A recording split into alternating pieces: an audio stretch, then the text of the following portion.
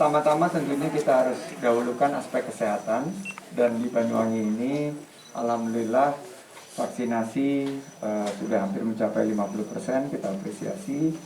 Setelah itu angka COVID-nya juga terkendali dan kesiapan fasilitas kesehatan 3T, 3M semua bisa terpantau secara baik. Saya dan Bu Bupati, Pak Kapolres, Pak Dandim itu setiap minggu kita dipantau di massive online open evaluation bersama dengan tim PPKM Jawa Bali. Jadi kita ingin lihat dengan mata kepala sendiri dan ternyata betul yang dievaluasi.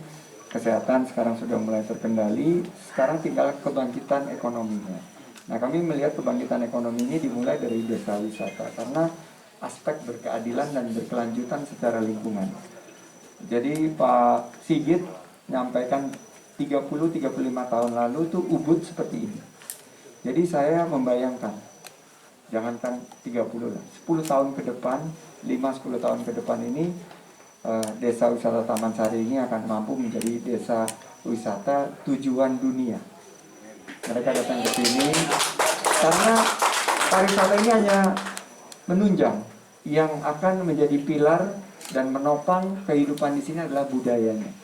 Jadi orang datang ke sini untuk merasakan, to experience, to see, and to buy.